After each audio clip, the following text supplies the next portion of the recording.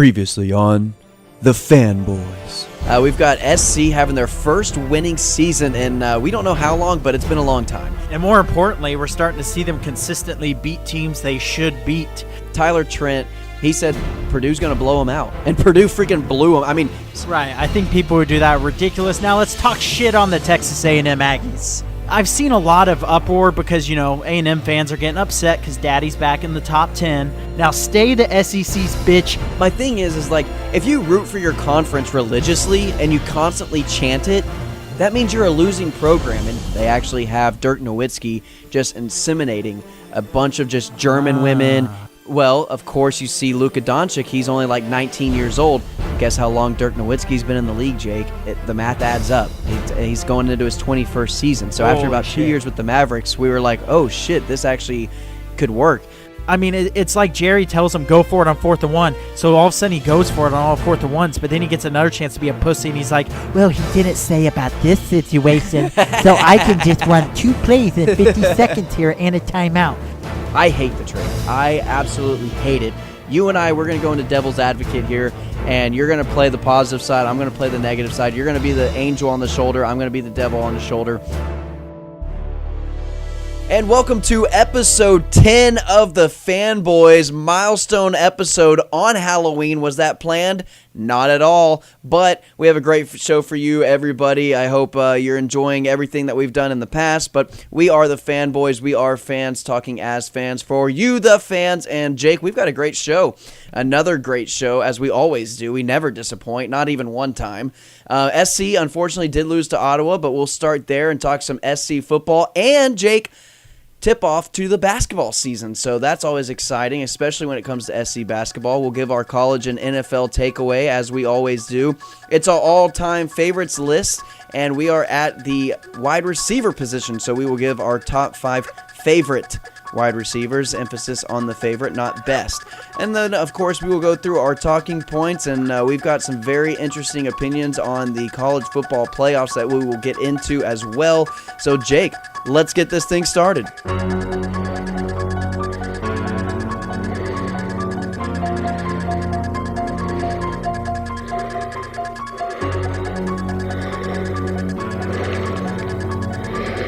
And Jake, SC lost to Ottawa.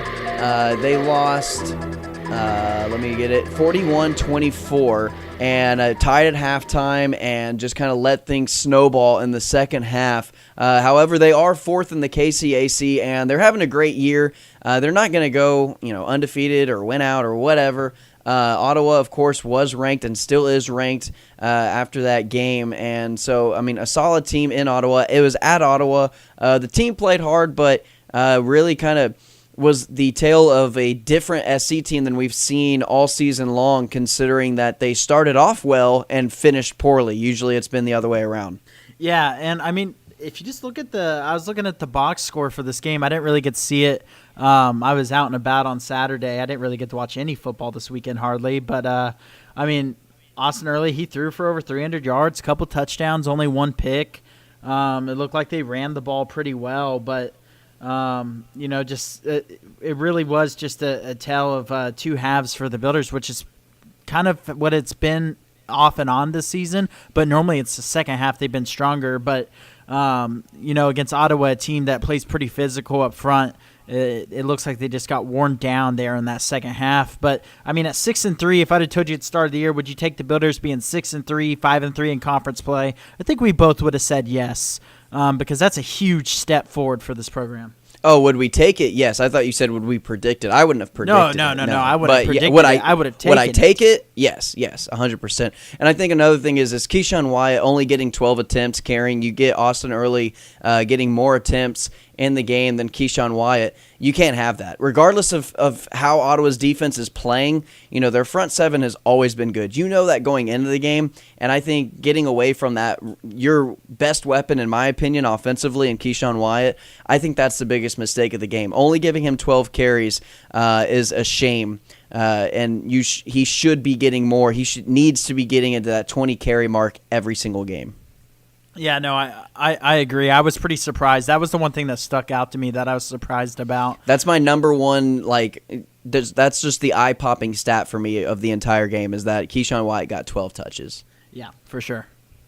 But anyway, Jake, and defense, they've got to hold their own. If it's a tight game going into the second half, you have got to do something. Ottawa is not known necessarily, or hasn't always been known for their offense. Obviously, they've gone to a spread attack. They threw it 39 times, but they also had a good rushing attack. I mean, they ran it 34 times, so they're staying balanced in that spread. But the quarterback for Ottawa played great, 300-plus yards, 5 touchdowns. Defensively, you just need to be more sound, especially come crunch time when your team needs you the most in the second half. Yeah, you can't give up those types of – 26-39, 318, 5 touchdowns, no picks. He got sacked 7 times. I mean, I just that's in the secondary. If you get 7 sacks and he's still throwing it for over 300 yards and throwing 5 touchdowns, no picks, that to me goes on the secondary. And I'd be interested to go back and watch the tape on this game. And I bet it would be because Ottawa attacked the middle of the field, because that's always seemed to be a weakness under the scheme that Brad Griffin has run defensively, is when teams attack the middle of the field. And I wouldn't be surprised to see if they were just really going across the middle all game long. Yeah, well, if Darian Dillard is a slot receiver, that would make 100% complete sense, considering he had 16 catches, 174 yards, and 5 touchdowns receiving. Yeah, and another man with 94 yards receiving, almost had 2 100-yard receivers. I mean, that's just not enough from the defense. 27 points and a half is going to be tough to overcome automatically. I mean, that's an impressive stat. I mean, if you're a stat line of 16 catches, 5 Dillard touchdowns. Dillard had all 5 touchdown catches. Yeah, that's literally incredible. I don't think I've ever seen that before. Have 5 touchdown catches by one wide receiver. I've never seen that. Well, I know Eric Decker did something similar like that with the Broncos, but he had 6 catches. I think it was like 4 touchdowns. Though. It was something, and he had Peyton Manning throwing to him, so that doesn't really count either. But Jake, hey, let's wrap it up on the SC football talk. We've said what we needed to say. Let's move on just real quickly. We're gonna have plenty of time to go into this a little bit more, but Jake, SC basketball starting their season off on a high note, winning at Randall and Moore, Oklahoma. 90-83, starting off their season on the right foot. Yeah, number 18 in the country, and I know from talking to some of the guys, they feel like they should be a top 10, top 5 type team in the country this year because they have so much talent returning from last year. They lost some key guys, some key leaders, but the talent is still there. Right. I mean, if you just kind of look at the box score, you had Cam Hunt with 21, Andrew Ham with 20, just efficient games. And then Brent Smith really jumped out to me at 12 points, 15 rebounds, 5 on the offensive end. And, I mean, I expect big things from this team this year. It's a nice win on the road to start things out against Randall, who won the it's like the NCCAA or something like that, national championship last year. It's definitely a lower level of play, but they were up by 13.5. It looks like the second half they always kind of had it comfortable, but it just ended up, kind of looking a little bit closer than the game really was. But nice opening win, and, I mean, you saw the star players show up, and I expect this team to only get better as the year goes on. Yeah, and something that Southwestern has always been extremely good about is bench production. They've always had a good bench.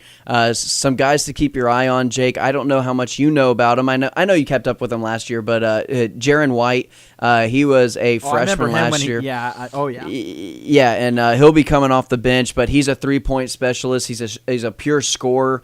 I don't know about his defensive capabilities, but to me, he's going to fill that Jacob Horsch role a little bit. But coming off of the bench, Jacob Horsch obviously throughout his career improved dramatically on the defensive side of the ball, but at this stage in Jaron's career, he's that Jacob Horsch coming off the bench, 3-point specialist, and he's going to be a real fun player to watch. He got 24 minutes, only 6 points, but only shot it 4 times as well. So, I mean, you can't really fault the guy for playing the system, playing the scheme that Coach O'Brien plays. Only 7 turnovers for the team.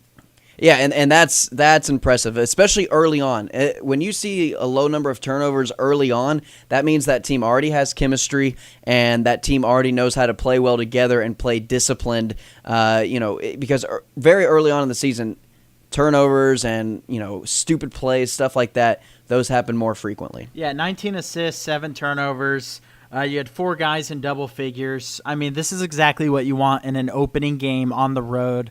I think Matt O'Brien knows what he has in this team, and I think he expects big things. It's going to be tough in the KCAC, which is just absolute. It's the exact opposite of football, where they have had a ton of tournament success as a conference. It's an absolutely stacked conference, and this is a team where when I started there, Southwestern was a bottom-end team on the men's side and slowly build up. And by my senior year, I got to go to Branson for the national tournament with them one year, and they have just become a powerhouse. And I expect them to do some great things this year, even in a tough conference like the KCAC. And a national tournament reappearance for a second year in a row should definitely be in their future. Yeah, and a couple transfer players to keep an eye out on too. So, some new names, some new faces, but those guys came in on the second semester last year, so they've been practicing with the team almost for a full, season now. So, and they got the whole summer to kind of do summer workouts together. So it's not like they haven't been working together; they have been, and so they're accustomed to playing with each other already. But Jake, hey, let's work on getting Matt O'Brien on the show already. All right, let's start trying to work on that and figure out how to get the interviews done via Skype and stuff, and let's try to get some players as well. Let's get I know Cam and Brent, they would all like to. I know we're good friends with all of them anyway, so they would probably want to be on the show, and that might get us some more listeners too. Not to try to, advertise for I'll that. Absolutely weasel our way into more listeners. Yeah, we can weasel our way into any type of viewership we possibly need to. But hey, that's talking SC sports.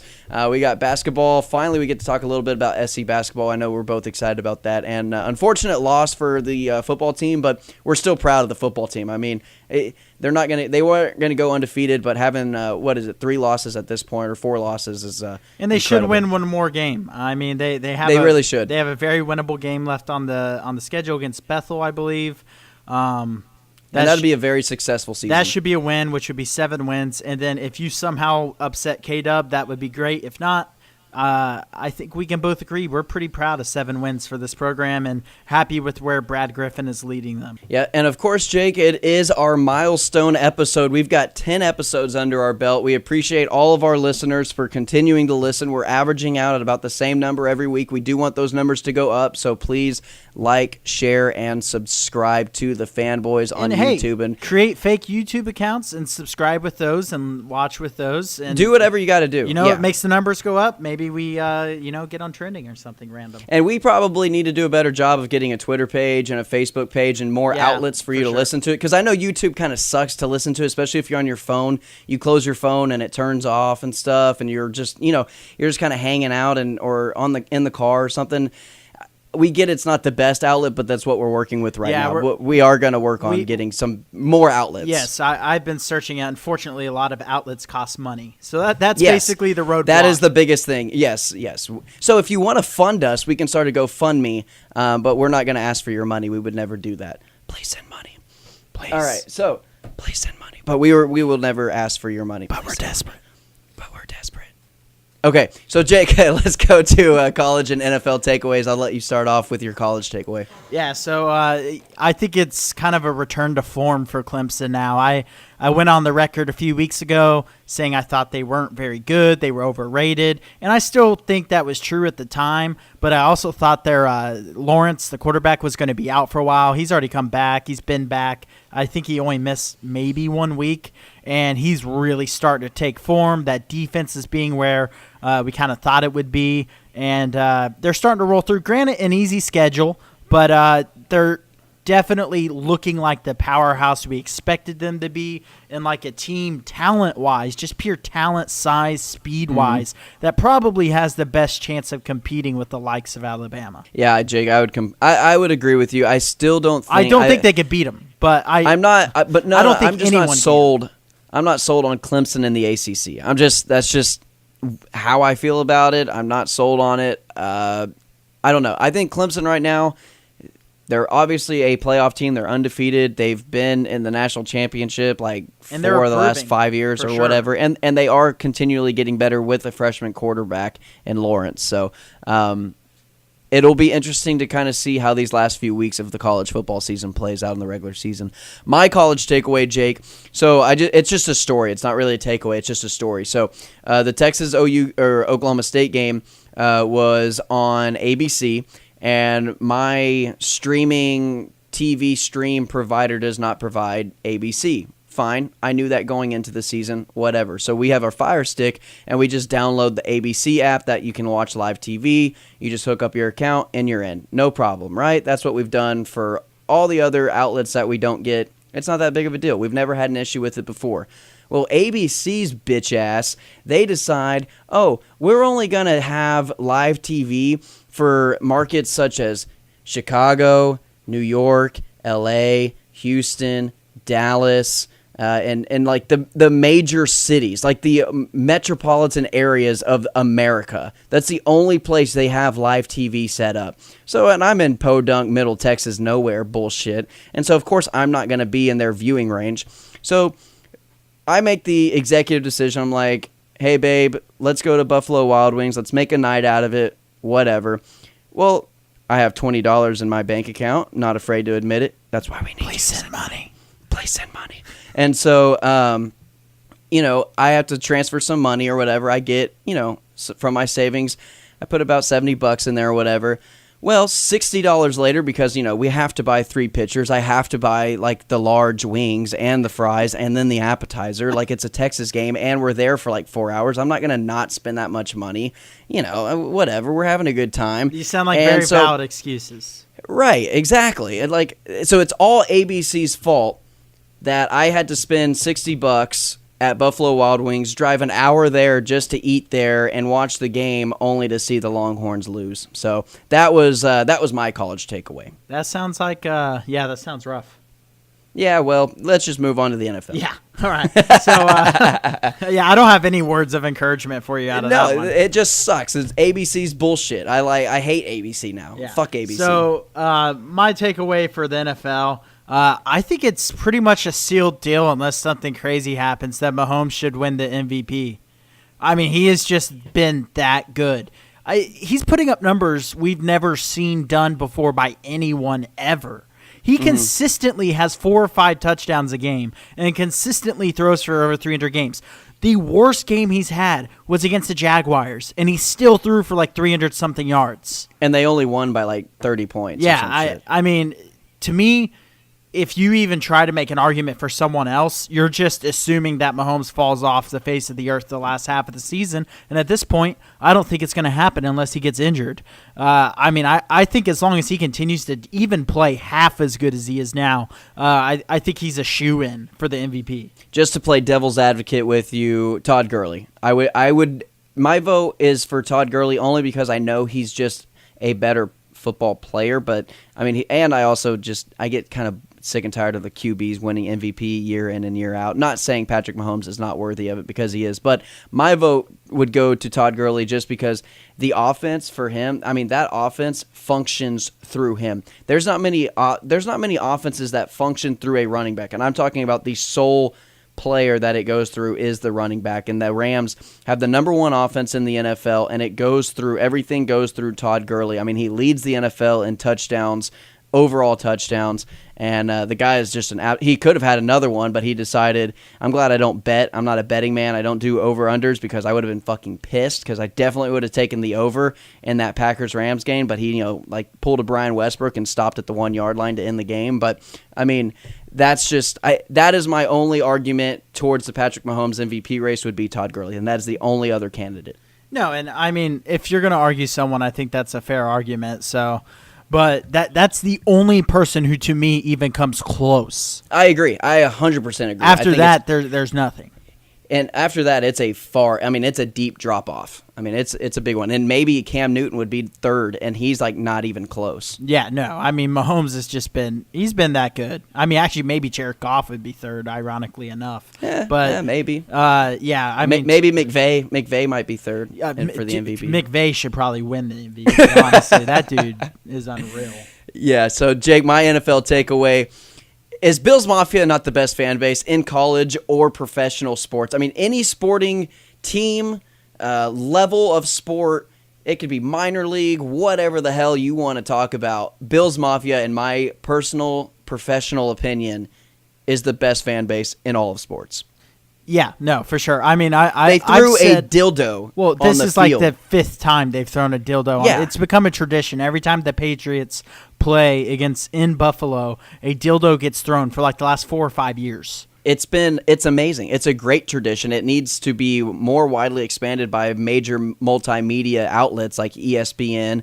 But I mean, the workers there, the employees, like the security guys, they just laugh, and they're like professional guys. Like, they have to be so professional, and they have to pick up these dildos that are on the floor or that are on the end zone and in the field and whatnot. And it is so funny. The table smashes and Jake, what would you do? All right, I want to play. What would you give up? What would you pay? What would you do to just go to a tailgating party at Bills Mafia and do like a table slam or whatever it is that they do, like jump from the RV, table slam right on top of a drunk guy, whatever it is that they do. Well, I would have to be very drunk to do that. Right. Because, see, I have common sense Jake, in my brain. You walk into the tailgating party at Bills Mafia and you just get drunk. You don't even need to drink anything. Yeah, you just that I is feel true. like you're just automatically well, drunk I as soon as you completely get there. plan on going on a trip up there and going It has to to a be game. at Buffalo in a blizzard. It has to be freezing cold. Oh, fuck that. I've been to enough cold games in the last few years. I'm good. I'm good on Yeah. cold games. It Arrowhead can be, was probably the coldest I've ever been. Yeah, well, it was technically the second coldest I've been to because the Green Bay-Dallas playoff game was colder, but it felt a lot colder. Well, it was also at night, so you don't have that sun to kind of every now and then. Then kinda your feel best like you're friend a also little throws up on the way home just as you warm up and opens the door and leaves it open, and then you get freezing cold again. But hey, we're not. I talking don't know about what it. you're. Yeah, I don't remember what you're talking someone about. can't handle their burgers or man food. Well, anyway, Jake, but yeah, Bills Mafia. Oh, and just a quick thing: the Boogermobile, just because it's part of the Bills game, the Boogermobile is the worst thing possibly ever for a fan experience. Monday and when Night you Football pay that, production right now is the worst thing. For Monday fan Night Football is experience. terrible. Yeah, I don't, that's for another episode. We don't want to Yeah. go long on this episode. We can't get into that. We will get into that in the next week or two because Actually, it'll be bash it. Cowboys. Cowboys play on Monday Night Football. It'll be a great segue. Yes. So we'll talk about it Yes. next week. But Eat your Jake, segue. yeah, I like it. hey, there you go. And so anyway, but yeah, I just think the Boogermobile's horrible. But he did say something hilarious about Kelvin Benjamin. The Popeyes biscuit away from being a tight end is one of the best commentator lines that I've ever heard in my life. Extremely racist, but it's hilarious. Well, is it embrace and debate? Is it racist if it's a black guy talking about a black guy? Can that be racist? I mean, can we really assume his race in Ooh. 2018? Nice. Well done, Jake. Thank you. Good loophole out Thank of that. you. I appreciate it. And so that brings us to our next segment. We're just going to get the hell out of there. Yeah, that's Let's just get the hell out of here. well, the FBI showing up on our door if we keep going on that one. Yeah, let's just go. All right. All-time favorites list, Jake. Let's go ahead and get into that. It's time for wide receivers, Jake. And I don't know who went first last time. I'm not exactly sure. You go first. But I'll go first. My number 5 all-time favorite wide receiver is Andre Johnson. I loved watching Andre Johnson, and he came in to where the Texans were just shitty. Like, the Texans weren't, any type of talent or concern going into the playoffs. I mean, they had Matt Schaub throwing to him for like 5 years, and he was like the greatest thing that they'd encountered in Houston since like Warren Moon. So, I mean, that just goes to show you where the state of the Texans were, but he was the lone bright spot. And when he was at Miami, he was so good. And another reason why I liked him so much is that he punched out Cortland Finnegan and they had a major fight, and he like took the helmet off. Like, he wasn't like punching with the helmet on. He took the helmet off and then started punching. That's a real badass for you. Yeah, so my number 5 would be Larry Fitzgerald. And keep in mind with these receivers, there's so many receivers. We probably missed a guy that we might put on our list if someone told us the name, because this was one of the hardest lists I've had to do. And so, I mean, Andre Johnson's not even on mine, for instance. He would definitely be in my honorable mention. But Larry Fitzgerald's my 5. I mean, I think that's pretty self-explanatory. He's one of the best receivers to ever play the game. The Cardinals are a terrible franchise, and yet he somehow got them to a Super Bowl. And it made them a pretty consistent team there for quite a while, where they were consistently in the playoffs or in the hunt. which is not something the Cardinals are used to. Super fun to watch, fast, good route runner. I mean, great hands, super athlete. There was nothing he was bad at, and he's still good at the age of like 60. Yeah, Jake, and he's like you said, he's still got it. Like, and then the fact that they moved him into slot and he's still succeeding, incredible. And but anyway, I'm gonna move on. I'm gonna go with my favorite now. He's definitely better, I think, than some of the other players that I have on my list. But I got to go with Megatron. Megatron was, and first of all, I'm just gonna start off. What a great nickname! Probably the best wide receiver nickname in the history of the NFL. I'm just going to go out there and say it. Megatron, Calvin Johnson, played for the freaking Lions. The Lions, the 0-16 Lions. Not the Matt Stafford. I mean, he did play a little bit with Stafford, but he was on a bad team for a long time, and he was like the one lone spot. Like, when the Lions were on, I was like, you know what? I'll turn this game on. They'll lose. They're already down by 20 points, but I'll watch Megatron. Like, I want to watch and see what this 6'6" wide receiver who's probably 240, 250 running a 4.3 40 down the field and sprinting past guys and out jumping them can do. Like, I mean, he had some of the best hands, one of the best athletes size-wise that I've ever seen. And he was always fun to watch. And it kind of sucks what the Lions did to him, kind of making him retire while he was, I still think, in his prime. Yeah, and so moving on to mine, my number 4, I got lost there for a minute. 4. Torrey Holt. And this is a guy who I think people forget about sometimes when they talk about the greatest receivers of all time.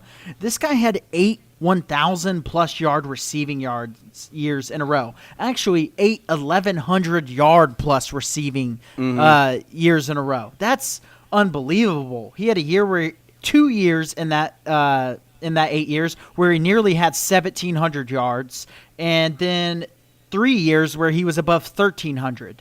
That is absurd.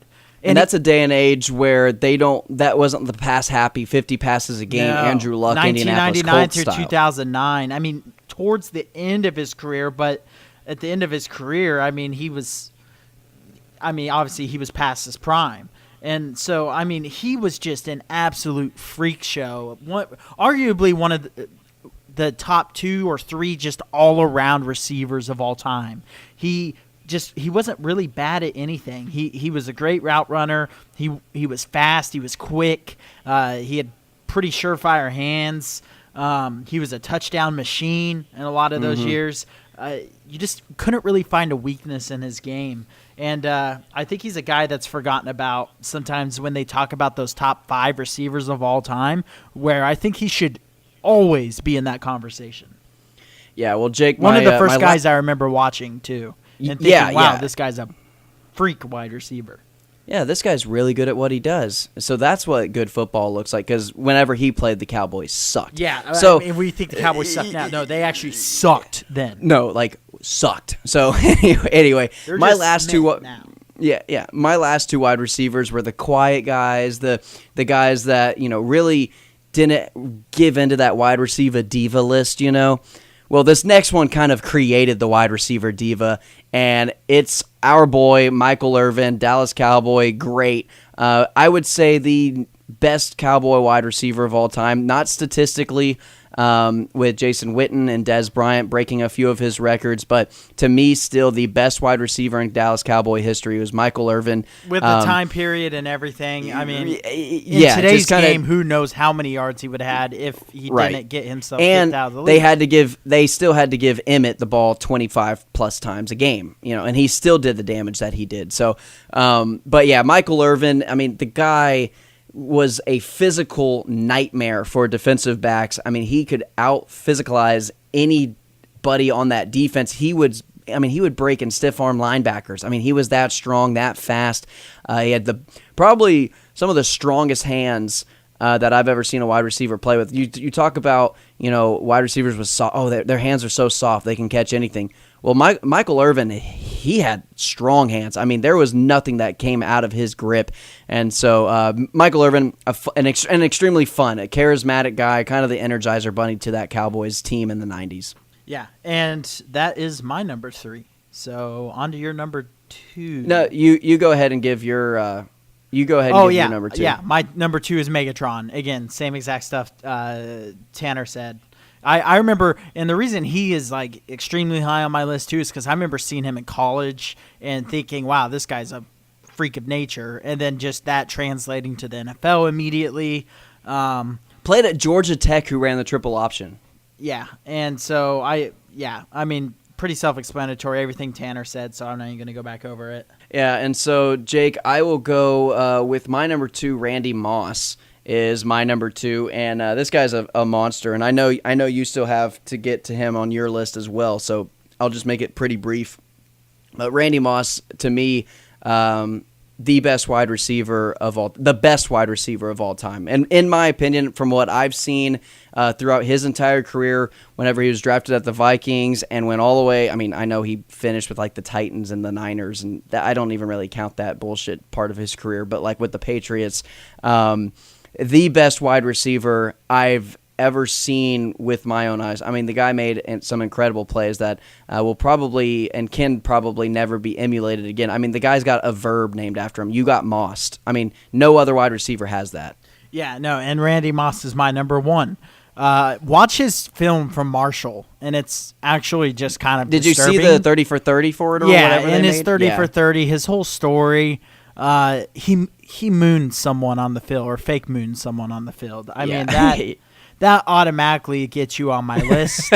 I mean, Isaiah Crowell probably should have been on my top 5 running backs list because he scored on the Browns, took the football, wiped his ass, and then threw the shit into the fans. That's awesome. That was an amazing celebration. But yeah, I mean, Randy Moss. Well, he was a former Brown too. Yeah. So it was a revenge game. It was fantastic, and then they lost.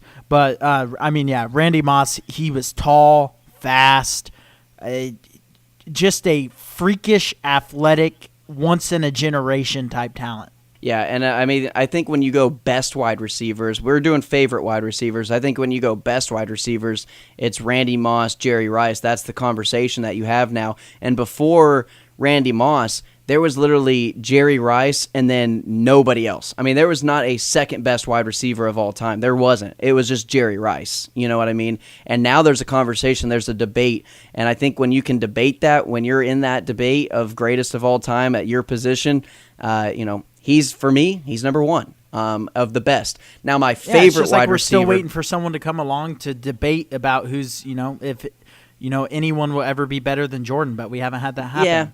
Just the closest I've come to is probably Kobe, but he's really not even that close to me. Yeah, no, maybe someday. Maybe Steph Curry, Kevin Durant, maybe Kevin Durant. Yeah, but anyway, Jake, I'll go with my number 1. My number 1 favorite wide receiver is Larry Fitzgerald. I got to go Fitzgerald. He's my favorite wide receiver of all time. The guy, I mean, what he did at Pittsburgh. I mean, he was on the cover of NCAA at Pitt. And then he made it to the made it on the Madden cover as well, and then never was cursed with any type of curse, never had a Madden curse, never had an NCAA curse, never had anything like that.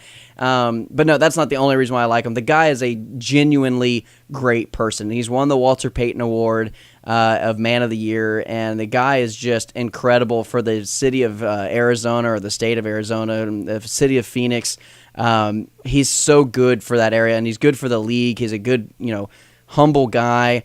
And his upbringing is, very similar to a lot of these other guys, didn't have a great childhood, whatever. But the guy is a stand-up character, and to me, the best hands I've ever seen. I talked about Randy Moss's hands and Michael Irvin's, but the best hands catching a football to me is Larry Fitzgerald. Yep. And, yeah, I mean, he was on both of our lists, so. Right. So, Jake, that is our top 5 favorite wide receivers, honorable mentions. And like you said, dude, there are so many out there. I mean, there's so many. And we both had Dez on our honorable mentions, and we both had Roy Williams at Texas. We'll clarify on that. For me, anyway. I don't know how you felt about him at Detroit. I know he sucked at Dallas. But Dez Bryant, of course, was one of our favorites growing up, and then Roy Williams at Texas. And then I had Marvin Harrison. Marvin Harrison was probably one of my first wide receiver crushes that I found out was that's for your Torrey Holt, that's probably my Marvin Harrison. Yeah, Marvin Harrison would be in my honorable mentions. Dez, Roy Williams, and even Roy Williams at the Lions. He was a beast at the Lions. He was. Whenever Calvin Johnson went there and they were both there together, I mean, that was the best wide receiver duo in the NFL. Yeah, and even before Calvin Johnson got there, he was a freak. But I mean, obviously it sucked that he kind of fell out of his prime once he went to the Cowboys, but that's kind of the Cowboys' fault for trading for an old receiver. Right, and then and Jake, people can make cases of all the great wide receivers. I mean, you even have guys, Wes Welker, and honestly, guys still playing. Julio Jones, he's one of my favorites. I mean, I love Julio, I really do. He's a monster. He's fun to watch. And Antonio Brown, he's the best wide receiver right now. I'd love Julio if he could score a fucking touchdown for my fantasy team. Yeah, well, that's why I didn't draft him this year, because I had him on my team last year. He had the same fucking problem. He scored like 2 touchdowns in the past 3 seasons. It's bullshit. So I'm glad. Granted, he scores like 20 points a game, but right, still, because he has like 10 catches. 40. Right. Yeah, no, he really should be. So anyway, Jake, well, that does it for our favorite wide receivers list. Let us know if we missed any or that you wanted to bring up any. Let us know. We'll bring you up. And Jake, let's go into some talking points now. We kind of predicted the Oklahoma State game a little bit. We both said it scared the hell out of us. We both knew that Stillwater would be a difficult game for Texas, and it always is, especially at night. They had the throwback jerseys, the Barry Sanders magic there. It was homecoming. It just was almost meant to be that Oklahoma State won that game. And even with the quarterback as the name of Cornelius, which you should never win a football game if you have that name because you're a nerd. But, that is what happened, and Texas lost. But to me, Jake, no panic mode yet. I'm not hitting the panic button. I'm not panicking. They still have a good chance at making a Big 12 championship game. Yeah, it'd be kind of stupid. I mean, they lost a tough game on the road. This is a team, and, I'm glad I stayed consistent with this over the last several weeks where I said they're going to lose another game or maybe even 2 because they're young. Their schedule wasn't easy for the rest of this year, and they've had some games where, they struggled against some teams that weren't great.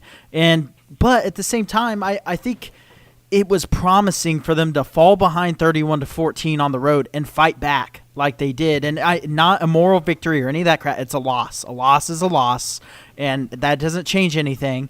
But, I stand by where I am. And I tweeted right after the game because there was people who were immediately on the Ellinger sucks, fire Herman train, which is just insane. Actually insane, because Ellinger's been by far the best quarterback we've had. Other maybe David Ash, but he was hurt his whole career, so you could never really know. And Ellinger, and he's only a sophomore. I mean, this guy's got a chance to be. McCoy didn't, really start to become the legend he is until his junior year, and so. I'm still where I was at a couple weeks ago about this team. I'm really happy with this year. If you would have told me, at the start of the year, would you take a 6-2 with a win over Oklahoma? Anyone who said no would have been an idiot with unrealistic expectations. I'm happy where this team is. I'm happy to just see Texas is back to being, noticeable and deserves to be relevant. They had earned their top 10 ranking, and now they've earned to fall back to, in that 15-ish range. And so and now they got a big game this week at home against West Virginia. If they win this, that's huge. The playoffs were never a realistic expectation to me. To me, a New Year's Six Bowl would be incredible for this program after the absolute just struggle and drought they have been in for the past decade plus. Right, and Jake, I think that this West Virginia game is a play-in game ultimately, forbidding any setbacks or upsets in the future. A play-in game for the Big 12 championship game. It's going to be Oklahoma and whoever wins this game. And in my personal opinion, I think Oklahoma matches up a little bit better than Texas does against West Virginia, because West Virginia is kind of the mirror image of Oklahoma State, except with better players. So, but it is at Texas this week, and so that to me gives me a little bit more comfort. Yes, for sure. This team, with a young team, it's expected that they're going to play a lot better at home. They just look a lot different at home. They don't start as slow. They're able to get into it a little bit faster. And not even because they just come out lazy or lethargic on the road. It's harder. It's just naturally, especially in college football, home field advantage is a real thing. And when you have 106,000 people behind you yelling and screaming for you, that just gets your blood flowing that much quicker. And, especially for those freshmen like Stearns has been a complete monster at home. He struggled a little bit more on the road. Chris Boyd sucks and still does. It doesn't suck, but yeah, I mean they No, they I leave know. him on I they just- leave him on an I- island. I mean, I've always been frustrated with Chris Boyd because he's supposed to be, this, top couple round draft pick, top second round draft pick for the Longhorns, and he just, to me, I've never seen it. he's never never have seen lived up. it. He's just been a good player, not great. And with the scheme they run, they just leave him on an island. And unfortunately, when you're on an island, you're he going to got look beat. bad sometimes. But he's made some good plays. He made a huge interception against USC. And not only is it not panic mode time, I mean, it's just at this point, it's just enjoy the rest of the season. They're going to win some more games. They might lose another game. I'm actually enjoying watching Texas play this year too. That's I think the biggest thing. Other for than the Longhorn Maryland fans. game, this was their first loss, and even in their close games, I've just enjoyed watching them because it actually seems like they're a good team again for the first time in a long time. And I understand some Texas fans are like, oh, well, the expectations, national championships. It's like, let's just get back to being good again, and then in a year or two, then they should be looking at a national championship. When this team is all juniors, I mean, this team next year should be already taking a step towards 10, 11 wins, which they still have a chance to do. They should this be year. ranked next season. Next season, they should be pre-ranked probably at like number 10, I would assume. Oh, yeah, with them getting ranked every year. But, yeah, I mean, not only is it not panic mode, if you're a Texas fan and you're listening to this, just sit back and enjoy the rest of this year. They're going to win some more games. They're probably going to lose one more. They're not going to make the playoffs, so forget about that. No, the two-loss team, they're out. But yeah. Just enjoy the rest of the season. Hope they get 9 or 10 wins. And I think if you're not happy with that, then you're just unrealistic. All right, Jake. Well, let's move to your story, and so I want to go, and I'm going to start this thing off. I'm going to let you get the climax, but I'm going to build it up. I'm going to give it a little foreplay. Hey, if I don't have to do much work and I get the climax, that's fine with me. Yeah, I'm going to give it a little foreplay action, then I want you to climax. So we went to the Oklahoma State-Texas game at Stillwater 2 years ago. And, we were invited by one of our good friends at Southwestern, Justin Williams, shout out. And then Cody Walther was with us, shout out. And it was us four dudes, just a dude weekend. Let's go to Stillwater. Let's hang out. Let's, try to tailgate a little bit. We couldn't really do too much, but we did kind of hang out and enjoyed the atmosphere and got to the game. And we were really looking forward to it. Texas was terrible. They missed about 5 PATs and got like 2 field goals blocked because Rose is a terrible kicker, and I hated him from day one. And Charlie Strong was a terrible coach. Can't even. And Charlie Strong was the head coach. And so, right, and you're exactly right, Jake. Didn't even know how to block for an extra point. So, and then a penalty happens about midway through the third quarter. Yeah, almost roughly. heading So into my the fourth annoyance quarter. level was already kind of high. I had a few. We were brewskis in me. We had a couple beers in us already, and so we were already a little tipsy, but we were already kind of pissed off because the score was so high. I mean, and then Texas was terrible, and so we were already a little bit annoyed, and there's a penalty flag that pops out. Yes, and this fan behind us, the whole game was being annoying, and he was by far the most obnoxious because most Oklahoma State fans were pretty cool. They were fairly respectful and nice. A good fan base. And I would say a good fan base. I enjoyed being around them.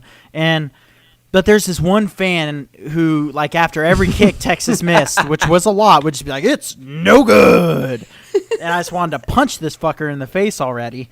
And then after this terrible, there's a penalty flag, and they're deciding whether or not he should be ejected, or they're deciding whether or not to throw a penalty. I don't think it was a throwing targeting or something like that. And the thing about the play was the receiver was over the middle. He was going up to catch the ball, had the ball in his hands, got already hit caught it. hard, then dropped it. And this guy is yelling, defenseless receiver! Defenseless receiver! Over and over again. And about 15 different times. Yeah, I mean, I let it slide. Let's keep this in mind. I was an angel, and I let this slide over and over and over. And then I'm finally just like, can this guy shut the fuck up? And I turn around, and I'm like, you are not a defenseless receiver when you have the ball in your hands. And if you think otherwise, you are stupid. And then we get into this just whole argument. I might have blacked out a little bit in my mind. Well, it's a little bit of a back and forth because I'm just kind of sitting there and I'm like, yeah, well, so, I'm gonna let you explain Jake- this from your point of view. Well, yeah, I'm letting Jake pick his battles. I'm not the type of friend that will jump in and just defend you without giving you a chance to defend your own honor. So Jake, he's kind of on his own, but I got his back, whatever. But I'm not going to let things escalate, but I'm letting him choose his battle. He decided to choose this one, so I want to sit back and watch, because Jake, in an argument, whenever he's angry, is always a fun, entertaining thing to watch. So I'm kind of sitting there. It's better than watching the game anyway. And they're kind of going back at it, and Jake was like, if anything, it is a targeting penalty or a helmet to helmet, or, if anything. But the one thing that it's not is defenseless receiver, because he had already caught it, taken 2 steps, and we held him up, and then we hit him. And so the guy is literally just coming right back at Jake with only saying, defenseless receiver, every single which time is Jake so says fucking something. stupid, because I'm literally giving him a median point, which is still And a then- disadvantage to Texas, and he can't even agree to that. No, he can't even. The fact that you gave him an out to correct himself and he didn't take it, and then he decides to go home field advantage.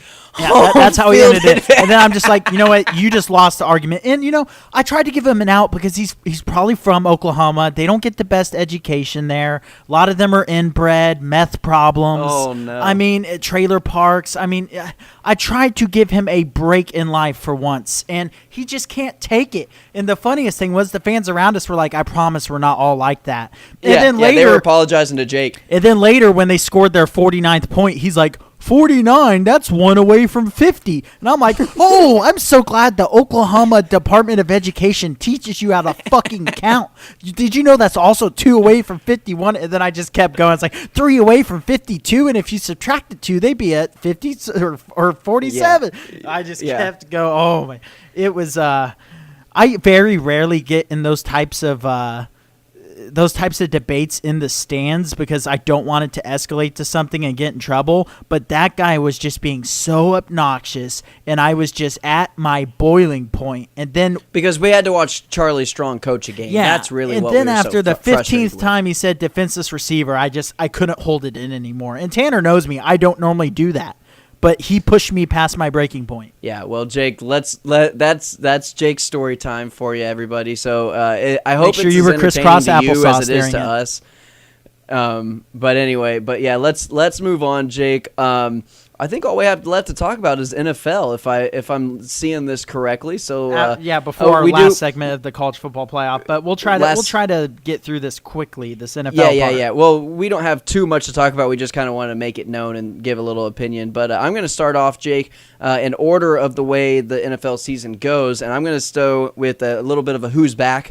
And who's back is shitty Thursday night football. There was a point in time where I said my NFL takeaway of the week was that is Thursday night football good? It was a question. There was a couple weeks there at the beginning of the year where, yes, it was. And there was some of the best games of the season on with the Browns and Jets, and then the Vikings and the Rams were on. But we've come back to earth, baby. We're back. Slow your roll, Thursday night football. You still suck. And I couldn't be more happy about it. Yeah, no, it's been, Texans, Dolphins, and then, what was it? The Colts and some shit? No, Texans, Dolphins. Next week. Colts and Patriots. You want to know what's up That this was week? shitty. This one will really be careful, Tanner. You might soak through your little panties on this one. Raiders and Niners, 1-6 against 1-7. Oh, baby. Oh, wait. Then the week after that, we finally get back to, Panthers, Steelers. So that's better. But, that might be pretty good. And then That's a Big Packers, Ten matchup. Seahawks, it gets a little better after that. But these last few weeks have been bad. And then to next week have the Niners, Raiders, which I think they were expecting to be a high-quality matchup. Unfortunately for the NFL, did not turn that way. No, just a trip over the Golden State Bridge and pretty much looking like the exact same teams, except one team has better coaching with Shanahan. But anyway, Jake, so that's Thursday night football. We're going to go with the Browns. Let's go with Cleveland because they usually have the noon game. I guess that makes sense for what I said earlier in the order of the way the schedule works. But Browns did what Cowboys fans have been begging for, and that's fire their head coach and their offensive coordinator all on the same day. Just a bad marriage from the get-go. They shouldn't have even really been dating. They got married anyway, and it really only lasted a couple months. And Hugh it was kind of like should a Kim. have been gone before this year. Yeah, well, it was a Kim Kardashian marriage, and it didn't last. So Yeah, no. And, I mean, it's a good move for the Browns. You know those guys aren't the guys at this point. And I think Baker Mayfield's proven that he's the future for them. I think he's at least proven that. And they need to get a good coach around him so they're not swapping coaches every year. Well, they chose their player over their coach, which is exactly what they should have done. But, Jake, and correct me if I'm wrong here, but Hugh Jackson would be Kim Kardashian and Todd Haley would be Chris Humphries? Because Hugh Jackson's got that big ass. Let's go with whatever the other Kardashian name is that was involved with Bruce Jenner, and Todd Haley is Bruce Jenner. Whoa. Oh, wait, the mom? You're saying Hugh Jackson's the mom? Yes. Oh, wow. Kris Jenner and Caitlyn Jenner or whatever. Or whatever Bruce. the fuck it was. I don't know. I get that. Lost. That's a wormhole. Yeah. That is a maze if I've ever been in it. And I haven't, just so y'all know, because I'm not black. So, and then speaking of the Cowboys firing coaches, offensive line coach, Jake, you've been really looking forward to this one for a long time. And I honestly, so have I. We've seen it really from week one. The offensive line play has really just declined. They've had their spurts, like home games, but they've really been bad. And Jake, I know you have an opinion on this offensive line change. Yeah, and I think I mentioned it on our episodes. I know I've mentioned it off air at the least. After like the first and second week was. You were hearing these things from Cincinnati about them having a great new offensive line coach who's teaching this new technique for them, and it was completely different. And it was working for Cincinnati. That was the old Cowboys offensive line coach from the prior couple years. And then this new coach was teaching a kind of more passive technique. And you don't want your best offensive, a good offensive line doing a passive technique, because the problem was your tackles are facing a lot of speed rushers. The goal is to push them upfield, which is typically fine. The problem is when the quarterback can't step up in the pocket because you're getting pressure from the inside, which has been a problem all year long. Then when you're getting beat to the outside and can't just wash him upfield, there's nowhere to go for the quarterback, and he's going to get sacked, or he can't step into his throw. He's probably not going to get a very good throw off. And that's been the main problem for the Cowboys. And basically Mark Colombo, who's taking over, and I fucking love Mark Colombo. I loved him when he played. He's just when nasty. When he played, right. Yeah. He's in a metal band, by the way. You should look up that on YouTube. It's pretty great. But he already said, I'm just going to tell him to forget everything we've done this year and go back to what we did. Well, they were also a zone blocking scheme a couple years ago whenever they were in their prime. And they were obviously the best offensive line in football, and Ezekiel Elliott was running wild. Well, he still runs wild, but Dak Prescott was the rookie of the year. It was their rookie season. They were playing a zone scheme, and they've really gone to a just hat on a hat scheme, and they play much better at that zone, and like you said, a more aggressive style of O-line play. And Jake, just to kind of end this little NFL, or well, I guess we're not ending it off here, but Fitzmagic is back, baby. I've got Fitzmagic again. I didn't predict he'd come back this year, but I did predict that he'd come back, and Fitzmagic is in the future, back. So I think you're actually I did safe. say in the future. I'm technically safe because I did say in the future. We don't know if it's going to be magic yet, though. It may just it was be a already trick. magic. Second half was already magic. He nearly came back and beat the Bengals after being down like 31-14.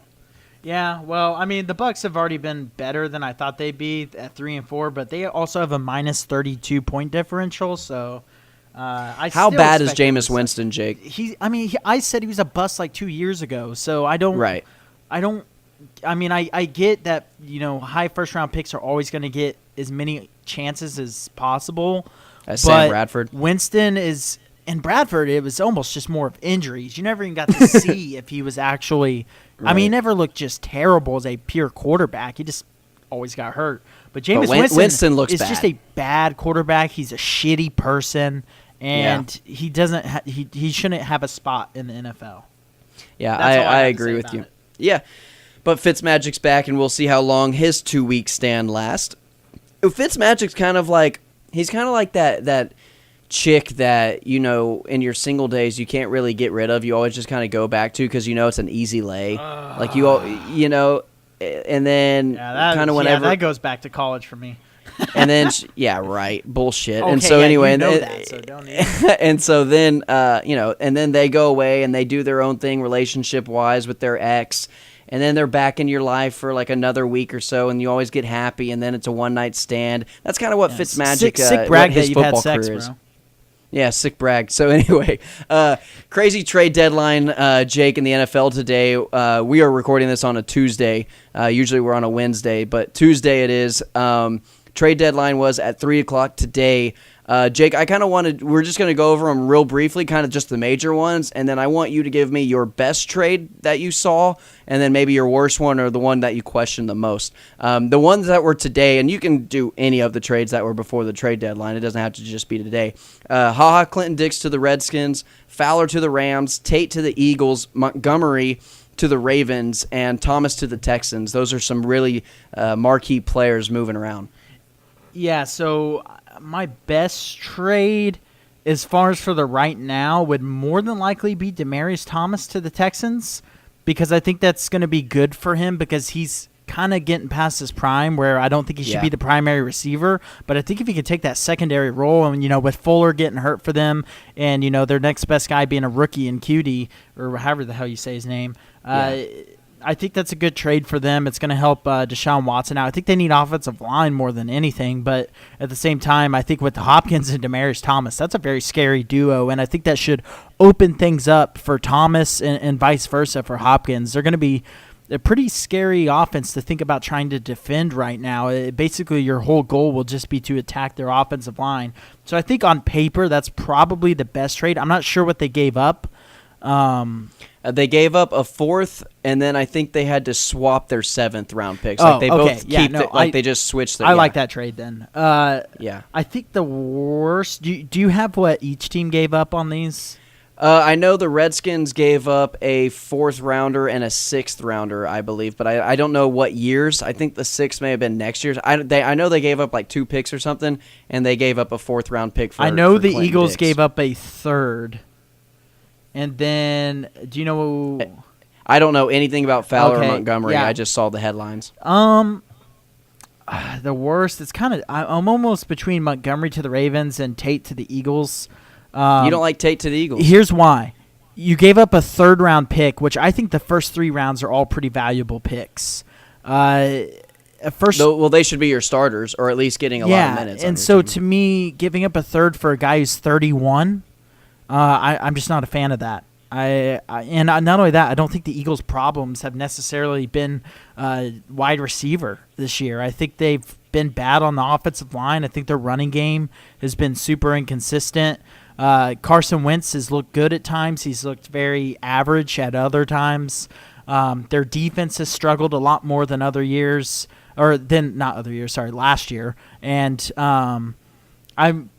and their defense has still been pretty good, but I don't know. I'm not crazy about that because to me that you're going for, winning this year when you trade for a guy that's 31. And I saw a lot of Cowboy fans hating like, oh, they gave up a third for Golden Tate. Cowboys gave a first for Amari Cooper. Look, I don't like the Amari Cooper trade, but that's a really stupid comparison to make because you're looking at a guy who's like 23 years old and a guy who's 31. Yeah. Well, Jake, and me personally, I'm just going to go real quick. I think Clinton Dix to the Redskins was the best trade of the day. I think, he's a young guy. Like we've mentioned, you're getting youth for value. And I think definitely Clinton Dix is going to be a staple on that Redskins defense for the next 5 years. And I can definitely agree with that. And so I think Clinton Dix on the Redskins, I think that's an excellent trade on the Redskins move.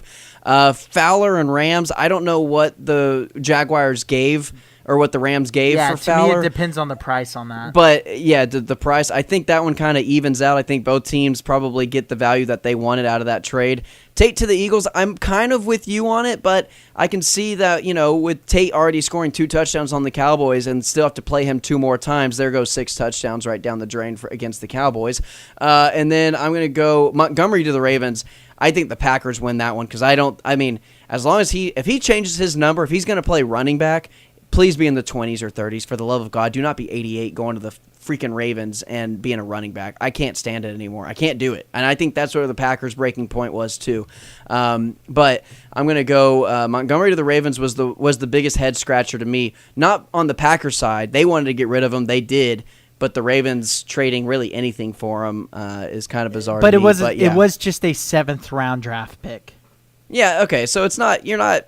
You know, You're it probably essentially can't giving hurt up you. nothing. Yeah, basically. 7th round pick. I know some people will probably fact check me and pull out some random 7th round picks that have been really good, but very rarely. There's always going to be some. Yeah, there's always going to be some guys that are really good. But me, anyway, that's Jake. basically giving up nothing. Yeah.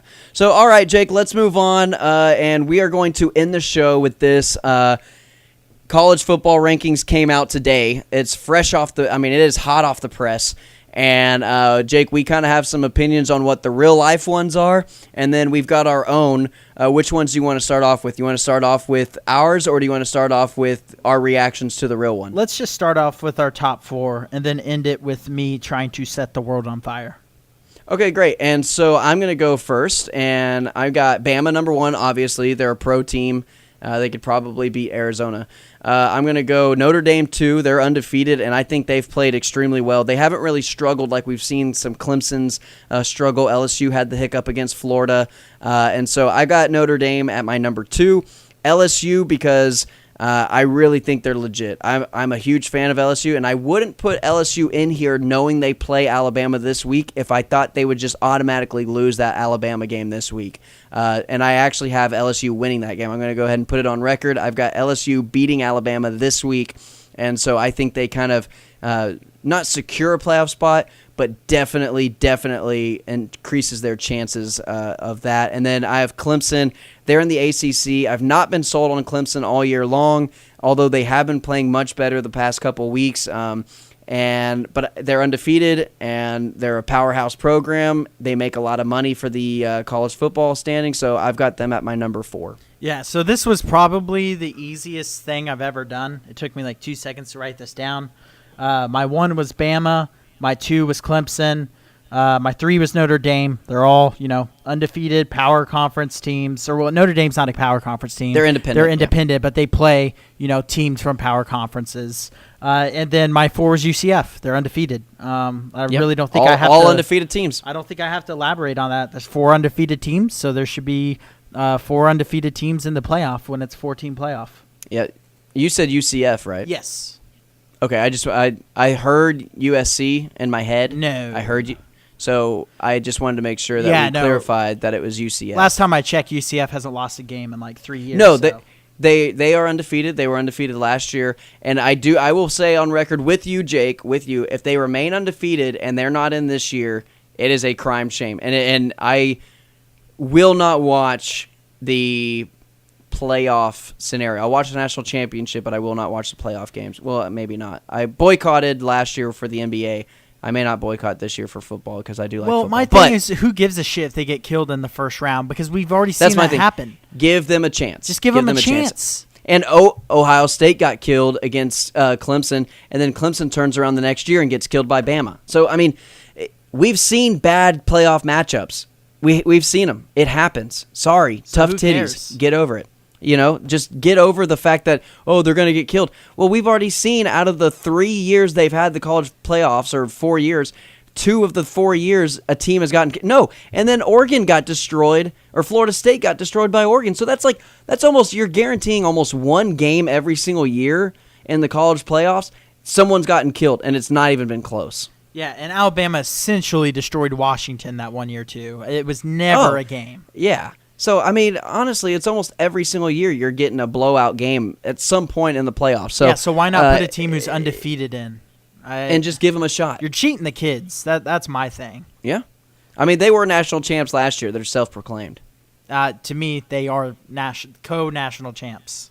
Co-national champs. So, Jake, the actual real-life ones is what? Bama, Clemson, Notre Dame, LSU, No, LSU, no. Notre LSU, Dame? Notre Dame. Come on now. LSU, I'm Notre surprised Dame. LSU's not number 2 because they're in the SEC, and there is one reoccurring theme throughout this top 25, and that is that I can actually wait, shh.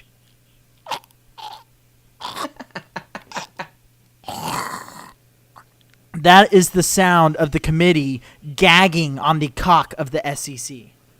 You can actually Jake, hear it. Just be quiet in your room and you will hear it. Yeah, and so I have made this point to you very clear, and I'm going to make it very clear on here, is that the College Football Playoff Committee is just a bunch of old, rich, white dudes that want the old, rich schools in there making them their money that they're going to get every single year. As long as they keep these big programs in there, they're making their money, and it's not going to change until we change something about the committee. Or go to the BCS system and just incorporate it into a playoff, where or you have just a use computer what every program other solving the. And no matter what, I think it needs to be extended. I don't think 4 teams is enough. Why can't the college football playoffs just be Like what every other college? No, every other level Yes. of football. Every other level of football. From high school to the NFL. To every Everything other is the- college level. Yes. NAIA, NCAA Division III, NCAA FCS. It doesn't matter what it is. There's like, 10, whatever, how many ever fucking teams there are. And you just go by that rule, and you keep it the exact same at every level. There's no reason to change it, and it makes zero sense to me except for the almighty dollar. That's all it is. To me, the least it should be is an 8-team playoff, 5 Power 5s, 3 at large. If you're undefeated, you're automatically in. And if there's 4 undefeated teams that are there for some, that would never happen. But for some reason, you have a play-in game. Very simple. I just solved this in 2 seconds. You know why? Because I have common sense and I'm not a dumbass. Yeah, and then So- I've also thought if you do 6 teams even, which I still don't think that's even that great. I've always thought you do 6 teams or you can do 12 just like the NFL does, and then you give the first 2 seeds a bye. And then you have those first 2 seeds a bye, so it actually means something to be at that top ranked team.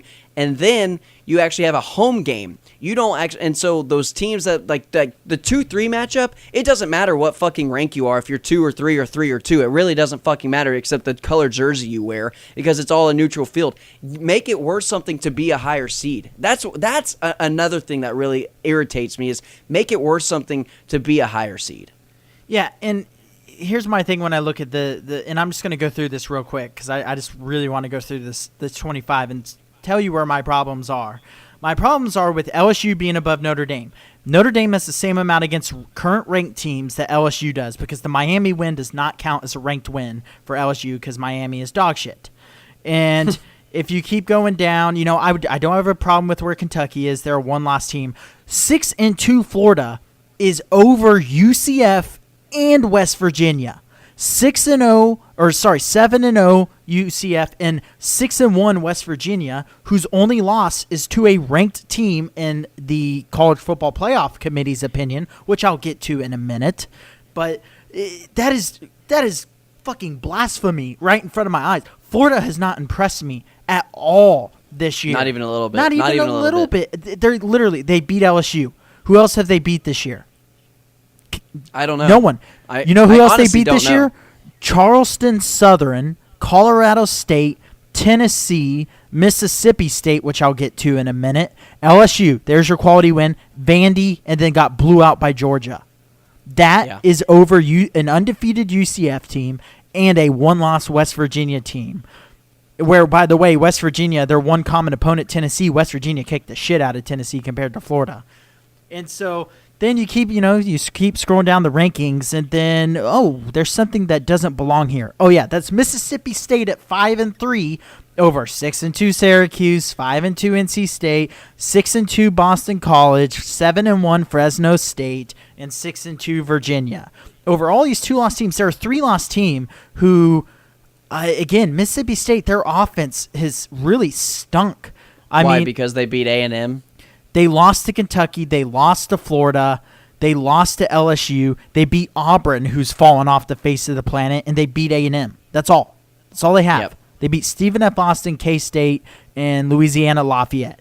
I mean, that's literally they don't have many quality wins. In the decent teams they've played, they've lost to, other than A&M, which was a home game. And so then I keep scrolling down. At night. And then there's A&M at 20. 3-loss team. I'd be saying the same thing if Texas was a 3-loss team. You have 3 losses. You shouldn't be in the top 25 more than likely, and if you are, you should not be very high. And to me, top 20 should never happen. the only reason why they're in the top 20, Jake, and you know the reason why, Moral is victories. SEC and moral victories over Bama and Clemson. Yeah, so let's look at A&M. They beat Northwestern State, Louisiana Monroe, Arkansas by 7, who's dog shit, Kentucky by 6, quality win. It was at home. I mean, I guess I technically have to call Kentucky a quality win. I still think Kentucky would probably get blasted by anyone with an offense that's actually good. And then South Carolina, they beat by 3. South Carolina's not very good. And then they lost to Mississippi State this most recent week, and it was 28-13. Not very close. So 3 moral victories for them. And then the next one I go down to is Iowa State, 4-3 at number 24. Not even 5-3 like the other 3 lost teams are. Iowa State's in there, really. At 24, at 4-3. They've lost to Iowa. They lost to Oklahoma. They lost to TCU. They only beat Akron by 13. They did beat Oklahoma State at Oklahoma State by 6. They beat West Virginia, and then they just beat Tech. But I don't care. They're 4-3. They're a 3-loss team. They had a game canceled. That's why they've only played 7. I don't really get that ranking at all, and that's a Big 12 team. So I don't have a bias towards anything. Like Texas, I could argue 17 is, I mean, that's lower than they are in any other poll, but I don't really care because they're a 2-loss team and they're lumped in with 2-loss teams. My problem is when you just have clear biases towards a conference like the SEC. You have 2 3-loss SEC teams in. You have a 2-loss Florida team in over. How many SEC teams of the 12 are in the top 25? I don't think I have that many fingers. 1, 2, 3, 4, 5, 6, 7. I think there's 7 unless I missed one. At least 7. Don't forget like Mizzou and shit like that. They're in the SEC and all that. Yeah, I'm surprised Missouri's not ranked since they almost beat Kentucky because there was an atrocious call. Victories count. Yeah, exactly. Yeah. Any loss in the SEC is a quality loss. Well, anyway, Jake, the college football playoffs is definitely under scrutiny. It's going to continue to be scrutiny. And another thing that really pisses me off about like the broadcast of the college playoff is the fact of the first 2 out. Who the fuck cares about the first 2 out unless you're going to make them have a play-in game to actually play a fucking game? What does it matter to who's number 5 and number 6? That blows my every time they make such a big deal of who's the first 2 out. I mean, they shouldn't matter at all. I mean, they're out. It doesn't matter who number 5 is. I don't really give a damn as long as my team's in the 4. And then, like I said, it should be the first game. If you're going to keep 4 teams, the first game should be a home game. It really, I mean, make it count. Make it matter. Make it rankings matter because 2-3 games is so ridiculous. It's just really pointless, honestly. And yes, the games there have been some really good games. Oklahoma, Georgia was a great game. Unbelievable game. So you're getting these really good matchups, and I appreciate it. And it's good football. It's fun to watch. Extend it. Just make it 8 teams and let the and have the higher seeded teams have a home game for the first week. That's all I want. Is just the first round of games be a home game, and then you can go to your neutral field bullshit. That's fine with me. I don't care. But make it worth being a higher seed. It's just idiocracy at its finest. I mean, it really is because... And you want to talk about money. You want to talk about making money. You're getting more teams an opportunity to play, which is going to make you, in turn, more money. And say UCF goes on a magical run. That's what makes college basketball and March Madness so amazing is that you get those low seeds making a run. They get hot at the right time. They are playing really good together. It can happen in any sport. I've seen it at the pro level. The Giants had no business beating the New England Patriots their undefeated season. They had no business, but they were the hotter team. They were playing better that month of football. It can happen at any level. It doesn't matter if you're UCF or you're Alabama. Anybody, if you give them one game, can beat anybody. We've seen it. Yeah, and I guess here's the last thing that needs to be said about it, and really all that needs to be said to just prove how stupid this system is high school football has a better system, and they play more games in high school than they do in Division I college. Division 3 and has a good playoff system where it's 24 teams or something like that. I don't have the numbers on hand, but it's a big playoff system. Division 2 has a playoff system very similar to like Division 3. Division 1 FCS, again, it's like at least 16 teams, I'm pretty sure. And then NAIA Divisions 1 and 2 both have the same system. NFL has a playoff system that I don't think anyone really complains about. So there is Carries 12 teams. Literally one level of football that has not caught up with the rest, and that is the highest level of college football. Makes no sense. Yeah, no, Jake, and I'm gonna let it end on that note. I mean, you're completely right. That's where it needs to end, and that's where our show will end. We are the Fanboys. We are fans talking as fans for you, the fans. Again, please like, share, subscribe, create another account. Just listen to it on mute. Just play it. We don't care. We just want views at this point. We want the name to get out there. We do appreciate everybody listening. Please send us money. On our 10th episode, Jake, and happy Halloween to everybody out there as well. I don't know when you're going to listen to it, but it is Halloween, so congratulations on that, I guess. Thank you. Good night.